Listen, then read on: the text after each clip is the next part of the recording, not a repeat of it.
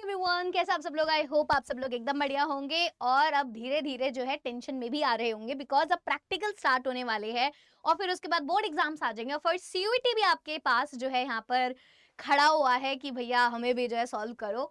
तो धीरे धीरे स्टेप बाय स्टेप जो है चलेंगे। तो सबसे पहला स्टेप क्या आपका प्रैक्टिकल, बिकॉज प्रैक्टिकल में अगर आपने मार्क्स यहाँ पे लूज कर दिए तो आप बोर्ड एग्जाम्स में फुल मार्क्स स्कोर ही नहीं कर सकते। इवन दो आप अपने थ्योरी में 80 मार्क्स लेकर आ रहे हो बट प्रैक्टिकल में मार्क्स कट गए तो देखो मार्क्स तो हैम्पर हो ही जाएंगे, 100 में से 100 तो नहीं ला पाओगे। तो आज मैं जितने भी बच्चों के मेरे पास डाउट्स आए हैं प्रैक्टिकल को लेकर पॉलिटिकल साइंस के, तो उन सभी डाउट्स को जो है सॉल्व करने वाली वन बाय वन मैं यहाँ पे उठाऊंगी कि कौन सा टॉपिक आप ले सकते हो प्रोजेक्ट बनाने के लिए, कौन से टॉपिक में ज्यादा कंटेंट आपको मिल सकता है, कौन सा टॉपिक आप आसानी से टैकल कर सकते हो अपने सिर्फ एनसीईआरटी का सिलेबस यूज करते हुए, और जो एडिशनल टॉपिक्स यहाँ पे दिए हुए हैं उनको किस तरीके से पढ़ना है, क्या वो इंपॉर्टेंट है या नहीं। तो वीडियो के एंड तक आपको यहाँ पे बने रहना है बिकॉज सारी इंफॉर्मेशन प्रैक्टिकल्स के बारे में, पॉलिटिकल साइंस के, वो मैं यहाँ पे आपको देने वाली हूँ। तो देखो यार, ये पूरा आपका जो सिलेबस है मे बी आपको ना मिलता हो, बहुत सारे बच्चों को ये मिल ही नहीं पाता है, बट ये पॉलिटिकल साइंस का आपका जो सिलेबस रहता है 2025-2026 आप देख सकते हो, आप ही का ही है। ठीक है, तो ये पहले आपका क्लास 11th का दे रखा है कि क्लास 11th वालों को भी प्रोजेक्ट बनाना होता है। तो थोड़ा सा आई थिंक आपको आइडिया है ही कि क्लास 11th में किस तरीके से आपने प्रोजेक्ट बनाया था। तो यहाँ पे जो है आप थोड़ा सा कुछ अलग नहीं है बच्चे, सिमिलर सी ही चीजें हैं, ज्यादा आपको इतना परेशान नहीं होना है। मोस्टली तो जो आपके स्कूल्स होते हैं ना वो ही आपको गाइड कर देते हैं कि आपको प्रोजेक्ट वर्क में क्या क्या करना है। बट बहुत सारे बच्चों के मेरे पास डाउट आता है कि मैम हमारे स्कूल वालों ने तो बताया ही नहीं, कुछ बता ही नहीं रहे हैं क्या करना है क्या नहीं करना। तो ऐसे बच्चों के लिए मैं हेल्प करने वाली हूँ कि आप क्या कर सकते हो बच्चे। तो इस तरीके से जब आप नीचे जाओगे क्लास 11th का है, ये भी मैं आपको प्रोवाइड कर दूंगी। ठीक है, ये आपको प्रोवाइड करवा दूंगी जिससे आप सब लोग एक बार खुद भी इसको जो है चेकआउट कर सको और चेक कर सको कि आपको करना क्या। अब देखो ये है क्लास 12th का स्ट्रक्चर। तो आप सभी को पता है कि आपके चैप्टर्स कौन कौन से आते हैं एग्जाम में, आपके ये सारे चैप्टर्स आते हैं कंटेम्प्रेरी वर्ल्ड पॉलिटिक्स में से, और ये सारे चैप्टर आते हैं आपके politics in India since independence से। सो टोटल आपको 15 चैप्टर यहाँ पे दिखाई दे रहे हैं और ये आपको रिटन आपका एग्जाम जो होता है 40 मार्क्स का इस बुक से होता है, 40 मार्क्स का एक बुक से होता है। तो रिटन जो आपका थ्योरी एग्जाम, जो बोर्ड एग्जाम्स आप देने जाओगे वो आपका 80 मार्क्स का होता है। अब रही बात हमारे किसकी, रही बात मैम हमारा प्रोजेक्ट वर्क की, वो किस तरीके से यहाँ पे जो है हमें करना होता है। तो वही सारी चीजें जो है आपको इसको जो डॉक्यूमेंट के बिल्कुल एंड में आपको दिखाई देगा, है ना। यहाँ पे इधर क्वेश्चन पेपर का डिजाइन भी दे रखा है कि क्वेश्चन पेपर किस तरीके का आएगा, वो हम बाद में डिस्कस करेंगे।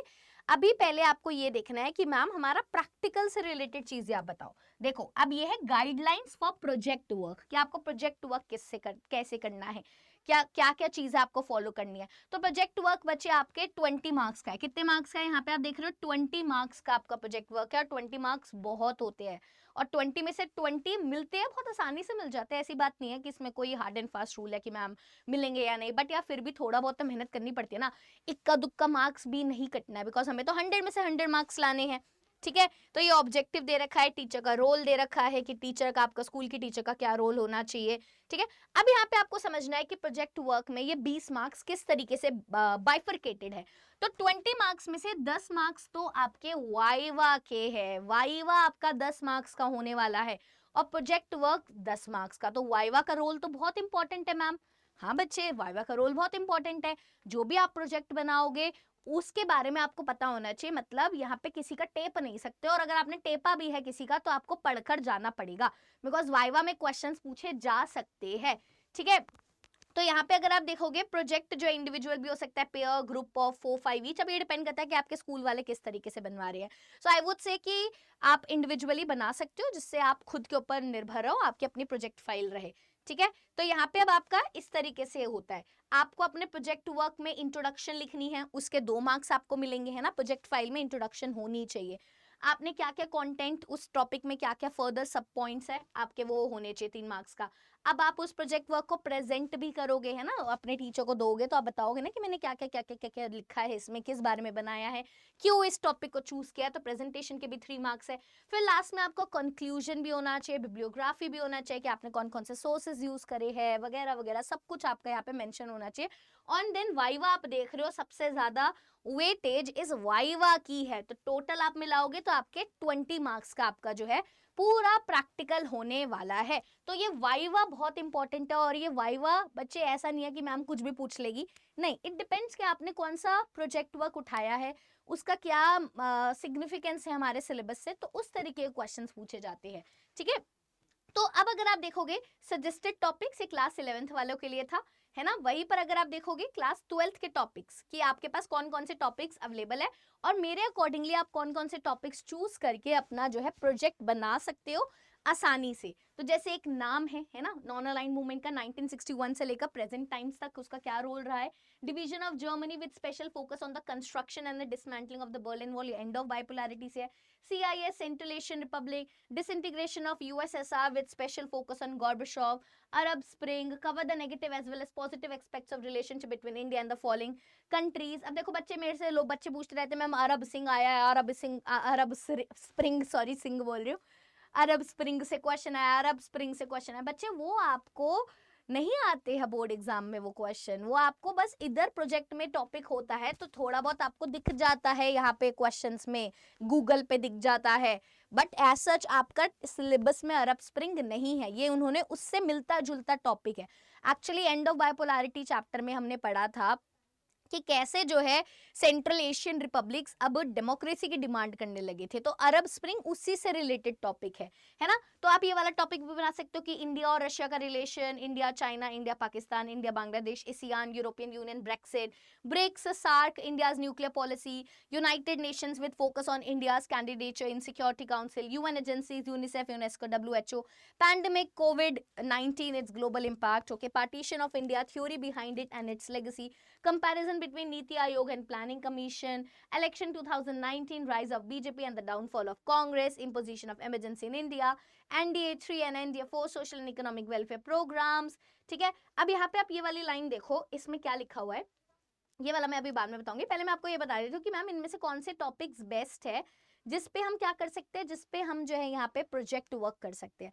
तो देखो यार मेरे अकॉर्डिंगली जो बेस्ट टॉपिक्स है, एक तो आप ये वाला चूज कर सकते हो कि आप रिलेशनशिप डिस्कस कर सकते हो कि इंडिया का बाकी हमारे जो नेबरिंग कंट्रीज है उनके साथ, तो उसमें आप पॉजिटिव और नेगेटिव दोनों पर्सपेक्टिव्स को ध्यान में रख सकते हो। ऑल्सो अभी पिछले हमारे कितने प्रोजेक्ट्स हुए हैं साथ में, बायलैटरल एग्रीमेंट्स वगैरह हुए हैं, और कितने अभी करेंटली हमारे चल रहे हैं फ्यूचर को लेकर, तो ये सारी चीजें आप प्रोजेक्ट में जरूर मेंशन कीजिएगा, काफी इंटरेस्टिंग प्रोजेक्ट बनता है ये वाला का। ठीक है, वहीं पर आप जो है यहाँ पे एशियान भी चूज कर सकते हैं, ASEAN is also good topic. India's nuclear policy भी एक काफी अच्छा इंटरेस्टिंग टॉपिक है जिसके ऊपर आप प्रोजेक्ट बना सकते हो, और ये वाला टॉपिक भी बहुत ईजी है, United nation with focus on India's candidature in Security council की यूनाइटेड नेशन क्या है ना, उसके कुछ ऑर्गन्स बताना, और उसके जो मेन ऑर्गन है यूएनएससी, उस पे फोकस करना, और इंडिया को यूएनएससी का पार्ट क्यों बनना चाहिए, क्यों नहीं बनना चाहिए, तो ये सारे पॉइंट्स आपको प्रोजेक्ट वर्क में मेंशन करने हैं। देखो यार ये मैं वो टॉपिक्स बता रही हूँ जिनको लेकर आपका वाइवा थोड़ा आसान हो सकता है, क्योंकि अगर आप एकदम से कोई ऐसा टॉपिक उठा लो जिसको आपने बुक में भी नहीं पढ़ा, जैसे अरब स्प्रिंग उठा लो, है ना, अरब स्प्रिंग आपने उठा लिया बट आपने वो बुक में भी इतना नहीं पढ़ा, तो वाइवा थोड़ा सा मुश्किल हो जाता है ना। तो आप ऐसा टॉपिक उठाइए जो हमने बुक में ही पढ़ा, जैसे imposition of emergency in India, वो तो हमने कितना डिटेल में पढ़ा है, तो आप ये वाला टॉपिक भी उठा सकते हो।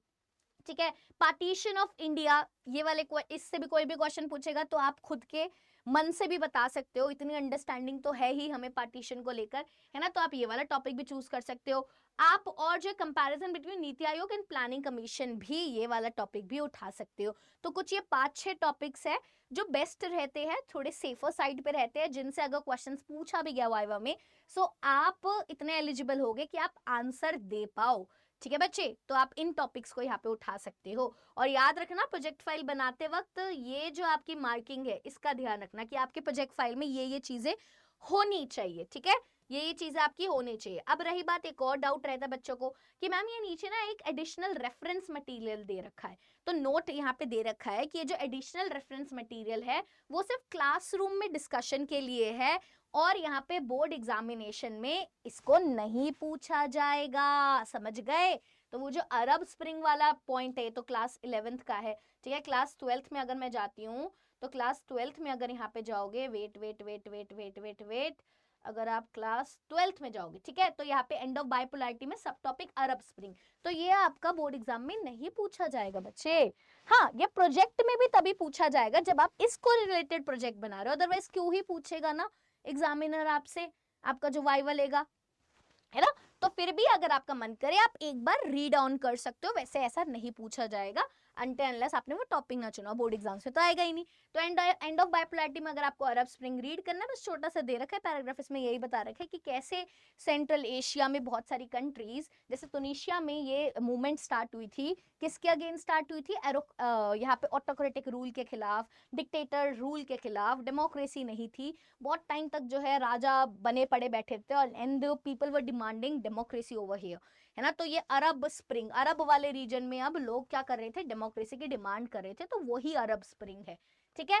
आप यहाँ पे ब्रिक्स के बारे में पढ़ सकते हो, कंटेम्प्रेरी सेंटर्स ऑफ पावर से एक सब टॉपिक दे रखा है ब्रिक्स, पढ़ना चाहो क्योंकि ये प्रोजेक्ट से रिलेटेड है, तो जो ब्रिक्स के ऊपर प्रोजेक्ट बना रहे हैं तो वो ये जरूर पढ़ के जाए, ठीक है। सब टॉपिक रशिया, रशिया के ऊपर बना रहे हैं तो आप ये पढ़ सकते हो, इंडिया के ऊपर बना रहे हो तो ये वाला पढ़ सकते हो, ठीक है। इजराइल एक सब टॉपिक है इसका, चैप्टर 4 के इंटरनेशनल ऑर्गेनाइजेशन का, यूनेस्को, यूनिसेफ, इलो, अगर आप इनको अपने प्रोजेक्ट वर्क में इंक्लूड कर रहे हो तो आप ये वाली इंफॉर्मेशन थोड़ी सी जरूर पढ़ के जाइएगा।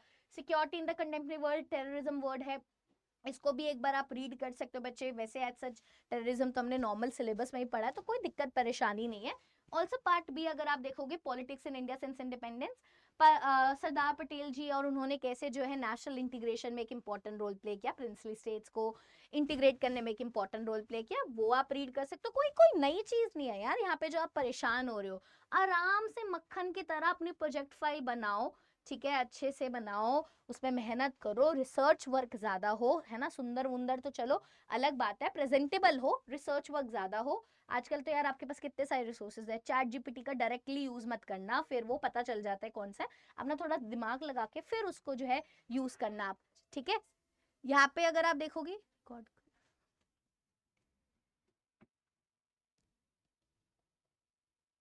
ठीक है बच्चे, तो यहाँ पे अगर आप देखोगे ये सारी चीजें जो आपके ये टॉपिक्स दे रखे हैं ना, ये आपके सारे जो टॉपिक्स दे रखे हैं recent developments in Indian politics के, जैसे एनडीए 3, एनडीए 4 एंड एनडीए 5, ये क्या है, ये जो है आपके प्रोजेक्ट वर्क में भी दे रखा है ना, तो ये प्रोजेक्ट वर्क वाले टॉपिक्स है। तो अगर आपको कंफ्यूजन हो रही है कि प्रोजेक्ट वर्क में मुझे क्या क्या बनाना है, तो आप रेफरेंस मटेरियल आप ये यूज कर सकते हो कि एनडीए 3 क्या, एनडीए 4 क्या, एनडीए 5 क्या है ना। आप ये वाला चैप्टर देखोगे, रीजनल एस्पिरेशन, कश्मीर इशू के बारे में बनाया, तो ये वाले टॉपिक्स आप यूज कर सकते हो, है ना। वहीं पर अगर आप देखोगे आपके डेमोक्रेटिक अपसर्जिस टॉपिक है इस वाले चैप्टर में, जो आपका दीनदयाल उपाध्याय इंटीग्रल ह्यूमनिज्म, जिसमें आप राम मनोहर लोहिया, सोशलिज्म, ये सारी चीजें पढ़ते हो, crisis of democratic order, Jayaprakash Narayan, तो ये सारे एक्स्ट्रा इंफॉर्मेशन दे रखा है, तो इससे घबराना नहीं है। अगर आप प्रोजेक्ट इस टॉपिक से रिलेटेड बना रहे हो तो आपको इस रेफरेंस मटेरियल को यूज करना, आपके बोर्ड में नहीं पूछा जाएगा। आई बात समझ में? आई होप अब आपके जो भी जितने भी वाइवा से रिलेटेड डाउट थे, देखो यार ज्योग्राफी का वाइवा में मैंने पिछले साल पढ़ाया था, प्रैक्टिकल पढ़ाया था, उसमें बहुत सारी चीजें पढ़ाने की थी क्योंकि उनके एक अलग से बुक थी। आपको कोई टेंशन नहीं लेनी है, बस अपनी प्रोजेक्ट फाइल बनाओ। आपको कोई भी गाइडेंस चाहिए हो आप मुझसे बात कर सकते हो, ठीक है। अगर आपको कोई भी गाइडेंस चाहिए हो कि मैम मेरा प्रोजेक्ट वर्क ऐसा बना है और आप मेरे को फोटो शेयर करना चाहते हो कि कैसा बना है, अपना पॉइंट ऑफ व्यू दे रहे हो, तो आप जरूर कर सकते हो। I would love to give my feedback, ठीक है। सो मेरी मेल आईडी है ashi.sharma@adda247.com, और मेक श्योर जब आप अपना प्रोजेक्ट वर्क बना रहे हो तो देखो यार आपको ऑलरेडी नॉलेज तो हो ही जाएगी, है ना, टीपोगे तो यार नहीं होगी। अपना प्रोजेक्ट वर्क बनाते हुए खुद भी उसके ऊपर फोकस करो, जिससे वो आपको वाइवा में हेल्प करेगा। और वाइवा देते वक्त, वाइवा जब भी आप देने जाओ तो जिस चैप्टर से आपने वो प्रोजेक्ट बनाया वो चैप्टर जरूर रिवाइज करके जाना, क्योंकि उस चैप्टर से रिलेटेड चीजें जो है मैम आपसे पूछ सकती है, ठीक है। तो वो चीज आपको याद रखनी है। ऑल्सो बच्चे, अगर आप अपने क्लास 12th प्री बोर्ड्स की तैयारी कर रहे हो और उसमें आपने हमारे वीडियोस का इस्तेमाल किया, so thank you so much यार, आई होप आपको बहुत ज़्यादा हेल्प मिली होगी। एंड नाउ अब आप बोर्ड्स की तैयारी करना चाहते हैं, यू वांट कि मैम हम डिटेल में पढ़ना चाहते हैं आपसे, तो बच्चे हमारे कुछ न्यू बैचेस यहाँ पे आए हुए, क्रैश कोर्स, जो कि आपके बहुत कम टाइम में यहाँ पे आपका पूरा सिलेबस कंप्लीट करा देंगे, ठीक है। बहुत कम टाइम में, मतलब लगभग 30 दिन में आपका पूरा सिलेबस कंप्लीट हो जाएगा। आपको सिर्फ क्या करना है, आपको करियर्स अड्डा की वेबसाइट पे जाना है, ठीक है। करियर्स अड्डा की वेबसाइट पे जाओगे, ओके, इस तरीके की दिखेगी आपको। आपको ऑल कोर्सेज पे जाना है, ठीक है। आपको सीयूटी क्रैश कोर्स में जाना है। सीयूईटी क्रैश कोर्स में अगर आप देखोगे तो आपको ये सारे बैचेस दिखाई दे रहे हैं, सारे बैचेस आपको यहाँ पे दिखाई दे रहे होंगे। अब आपको अगर आर्ट्स का बैच लेना है, ठीक है, तो ये विजेता बैच है, आर्ट्स का बैच है। यहाँ पे आपको इसका प्राइस हम कम कर देंगे, यहाँ पे ME37 दिखा रहे।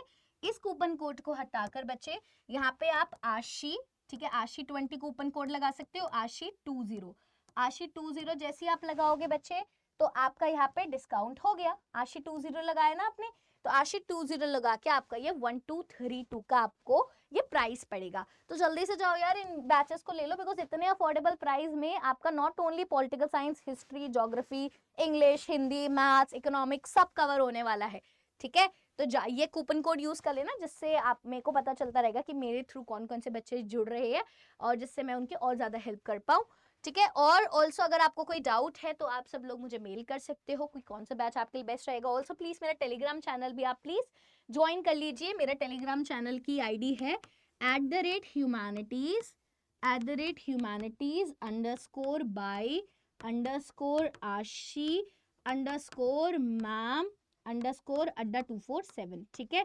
तो आप इसको भी ज्वाइन कर लीजिए, जिससे आप मेरे साथ कनेक्टेड रह पाएंगे। एंड और भी अगर आपको कोई प्रैक्टिकल से रिलेटेड डाउट है तो प्लीज नीचे कमेंट जरूर कर देना, I will try to revert back, ठीक है। तो बस ये वीडियो काफी है आपके प्रैक्टिकल के लिए, अब इसको अच्छे से यही चीजें फॉलो करो, अपने प्रोजेक्ट फाइल बनाओ। So till then take care, bye bye.